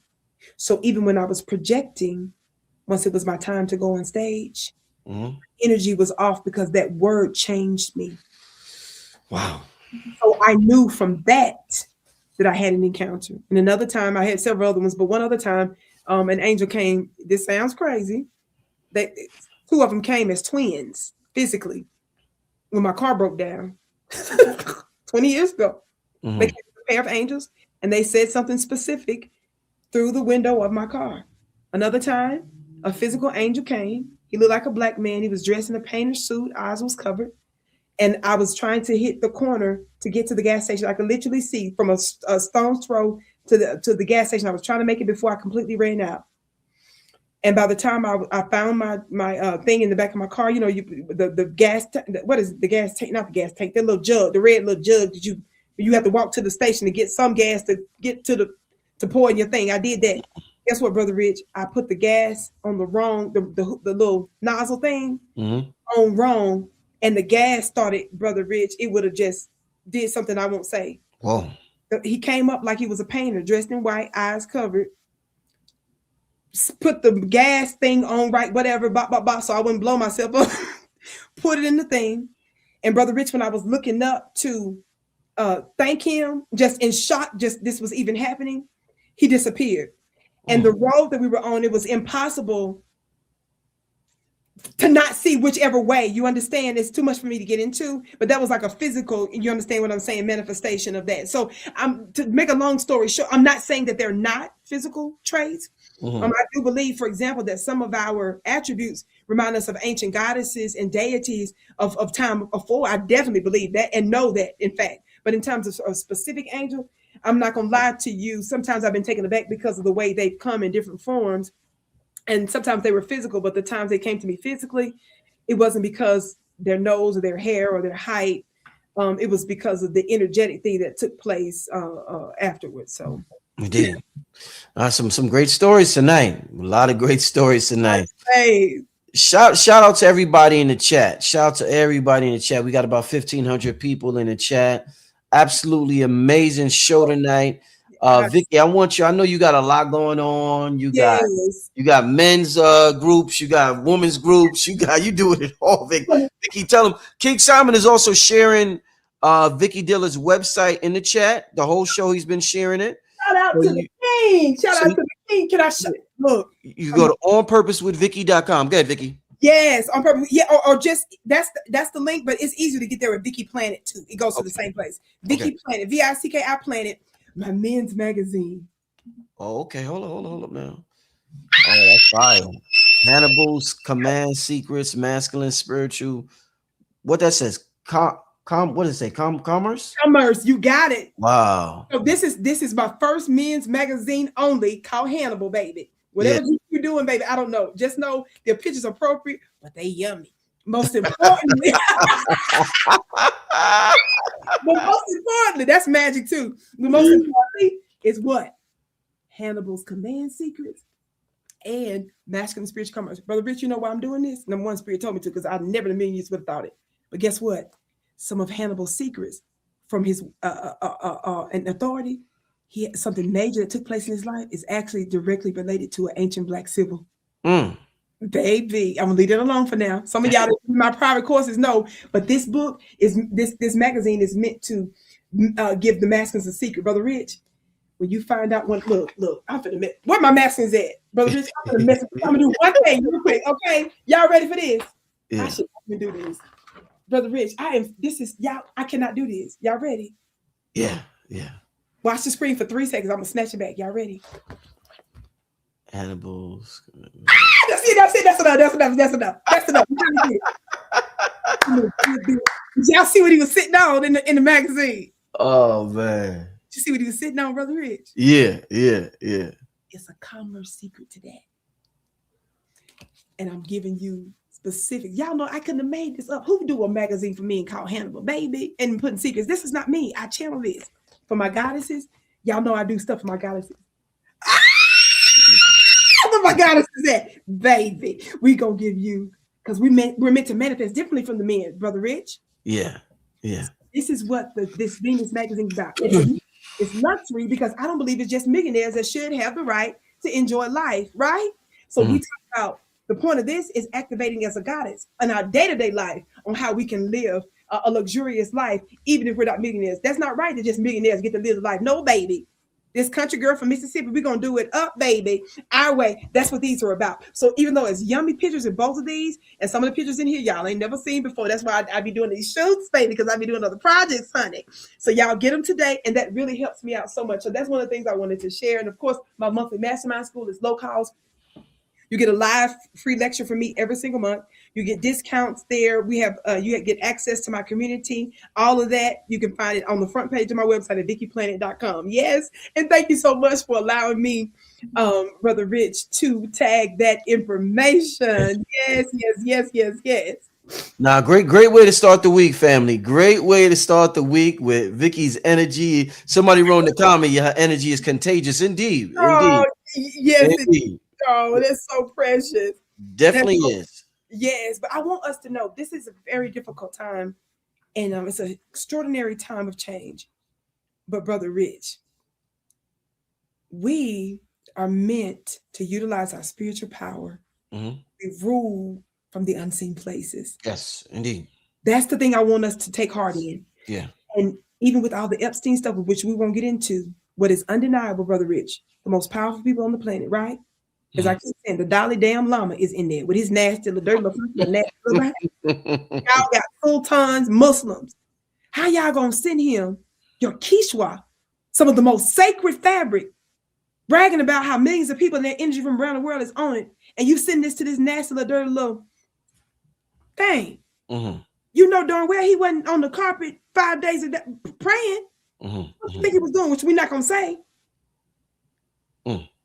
You've got Deepak Chopra, considered to be a universalist, Brother Rich, accepted amongst all these love and lighters out there. Yeah. Guess what he said? One of the things he said, among many other things. What? He's known for saying that God is a concept. But in the email, he said God is a concept, but those girls are cute. Yeah, ain't that so? Yeah, ain't that God is a construct? He said God is a construct. Yeah, construct. That's what I thank you. God is a construct, but those girls are cute.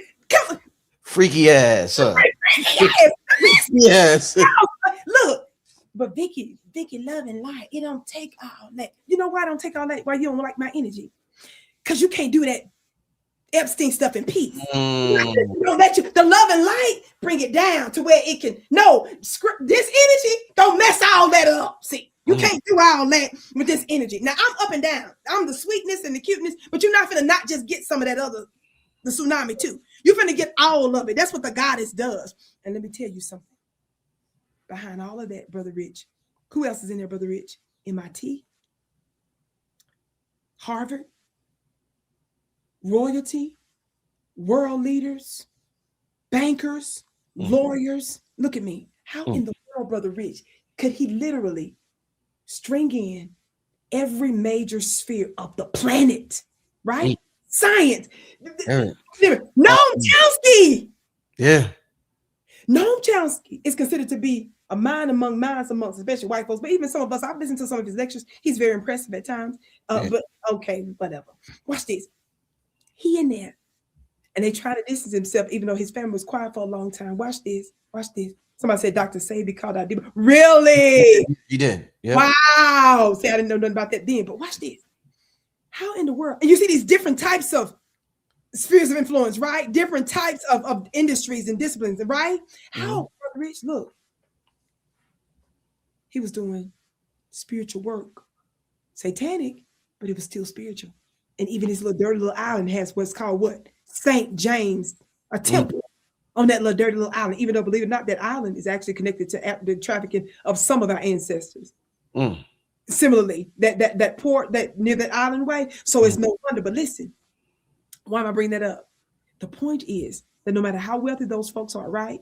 No matter how famous, no matter how powerful, they were all in one way or another connected to some sort of spiritual ritual, some other thing. That's the reason why I propose why he was able to infiltrate all the systems like that. Because so the extraordinary things they were doing with those bodies and the sick, twisted stuff he was doing, in many cases, of course, they were offerings to those particular energies, you understand, in order to gain certain powers. Look at me. Right. But the ancient systems, we do things differently, right? We do different types of transaction for power. Look, and our ancient Black mamas are the preeminent example of that, which is why the whole wide world took her out. But if we get back to those energies, and she's making a reappearance today, baby, you understand? She didn't rule the world like that. See, that's why they didn't want your mama to rule. She said she don't need to create some shot to take out half the planet. You understand? She didn't rule like that, which is why they wanted her out of there. But guess what? We have a new way of ruling. And if we get back to that, guess what's going to be remade? Everything. As we know it. So I'm going to end it at that. I'm done. And the celestials, the angels, the extraterrestrials, the phenomena, whatever beings are actually known by many names, but I'm using a general term. Look, Brother Rich, they're meant to be, I'm going to say it like this. other spiritual dignitaries meant to assist us. Mm. Mm. That's why I'm bringing this up. The purpose of this is because we have to remake the planet, but we need supreme energies, beings, and powers. What? To assist us in it. You understand? So instead of us giving all this energy to the Rothschilds, right, and the elite and these other people, baby, there was another family that's more ancient than them, Brother Rich. There's a temple and an economy and a way of being that preceded them. The dark state, the deep state, the shadow governments. You understand? And our ancient mothers, don't get it twisted. As I said before, they work with, they were goddesses, but they were also high-level witches. They knew how to get down, get down, get down. And these, look, are birthrights that belong to us. But we rule in a very different way. But it is still spiritual, but it is on the other side, the left-hand path, as it were. Yes. So that's what I want to say. I promise I'm finished there. But that's the purpose of connecting to the celestial energies, because these are spiritual allies. You understand? Oh yeah. Oh yeah. Spiritual dignitaries for this time. Vicki Dillard, thank you so much. Thank you. Wonderful show. I'm Thank gonna talk to you soon, because you said you want to chop it up about son. So I'm gonna talk to you soon. Yes, let's make that happen. It's important. Okay. All right, Vicki. Hey, thank Good you. night. All right. Thank you so much. Peace. All right. Wow. What a show, y'all. What a show. What a show. What a show. Wasn't that something? Wow. Great way to start the week. Great way to start the week. We're gonna have a great week this week on the 363 Empire. Yeah, as y'all can see, time is moving. It's already March 30th. Also, Phil is still doing that. He's doing a mini webinar on my Patreon. He had some family things he had to take care of, personal things he had to take care of. So I would say it's coming definitely within the next 2 weeks. So be patient with that, family. It's going to be a real powerful one with Dr. Phil Valentine on the Patreon. But wow, I mean, great way to start the week. Also, if you wasn't here in the beginning of the show, I'm going to be doing a book review toward the end of March on the biology of belief. So if you have this book, you could get ready. I'm gonna be talking about it more, but I want us to get into the science and the biology of what we're talking about when we deal with metaphysics. We're gonna get a little scientific with it. And it's so much good information in this book. Amazing book dealing with belief, epigenetics, and all that stuff. So this is going to be the first book of the year that I'm reviewing. Once again, the biology of belief. You could get it probably for free on the internet, or the audio is probably on the internet. So yeah, that's a good one. But that'll be at the end of the month in April. That'll be the end of the month in April.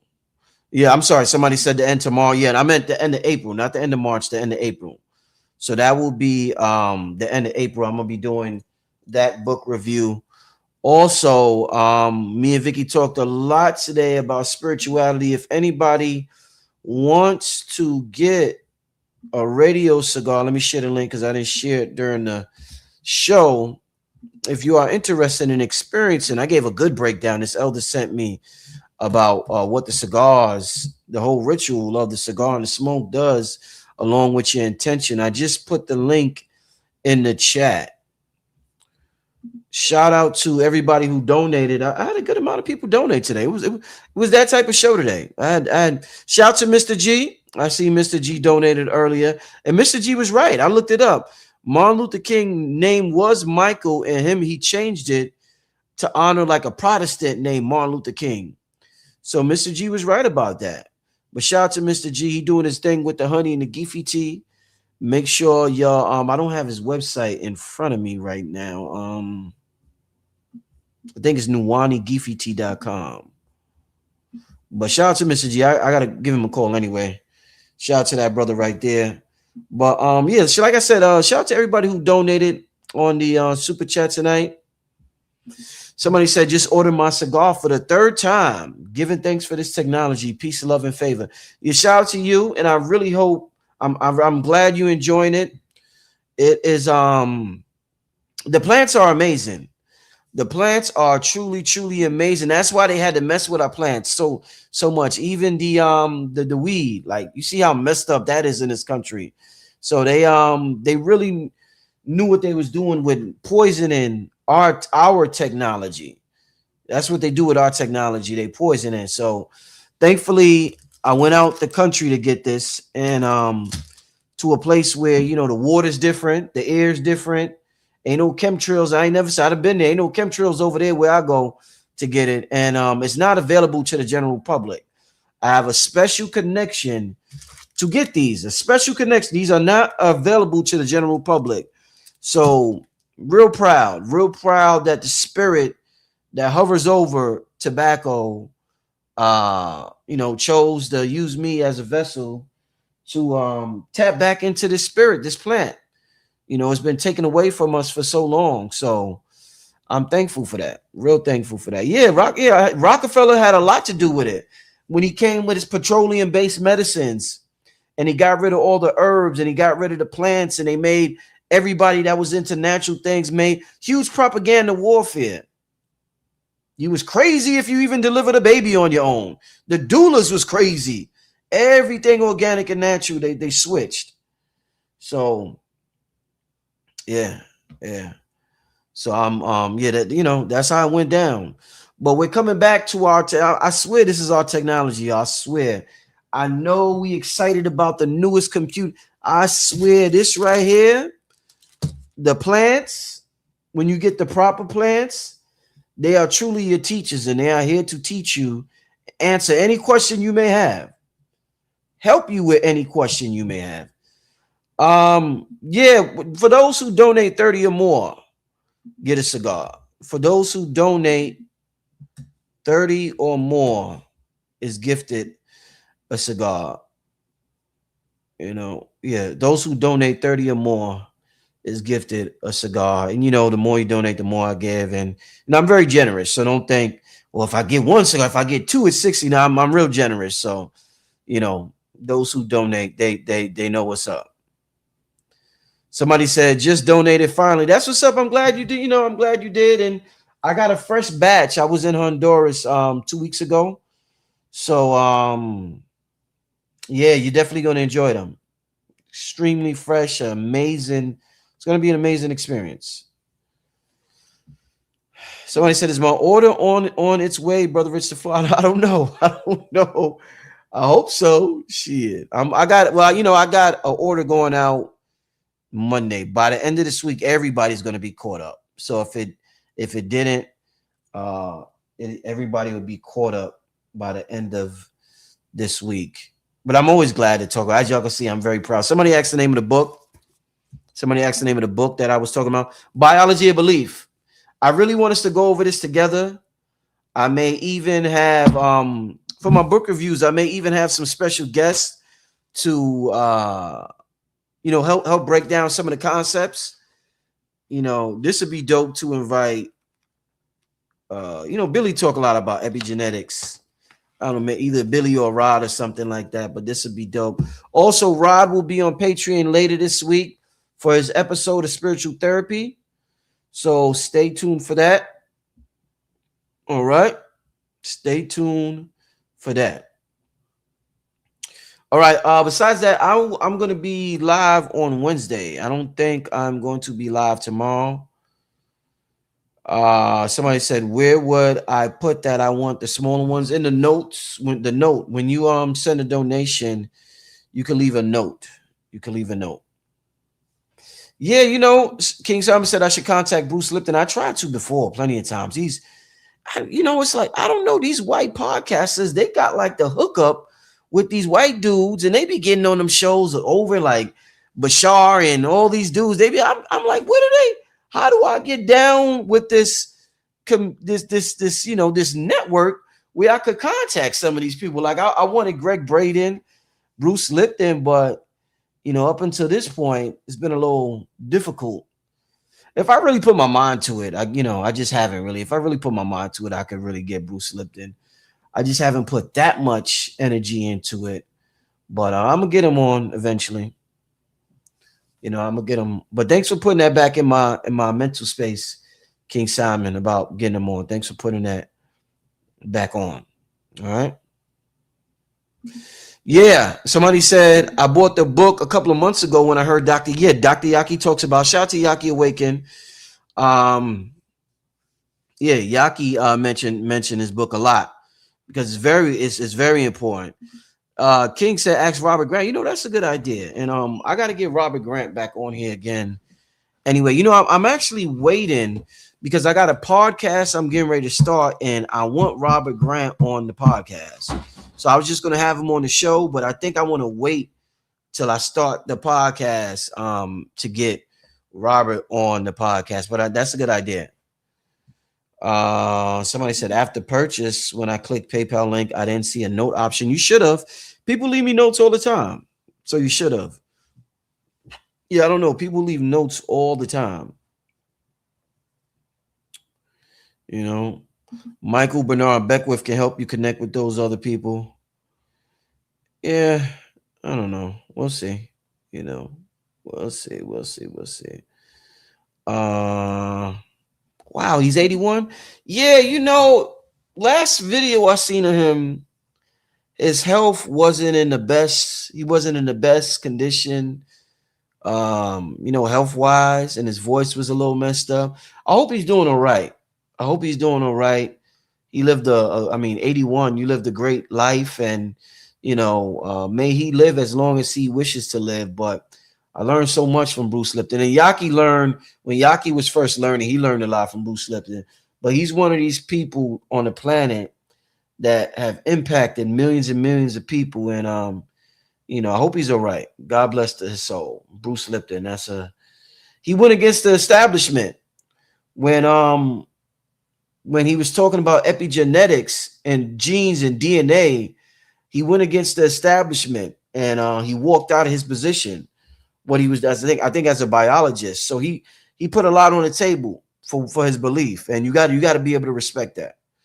You got to respect that for somebody that will walk away from something for, you know, because of their belief. You got to respect that. That's wealth right there. That's somebody who's truly wealthy, somebody that's able to do that, you know. So a lot of respect for Bruce Lipton, and yeah, hopefully I could get him on, you know, but we'll see about that. Yeah.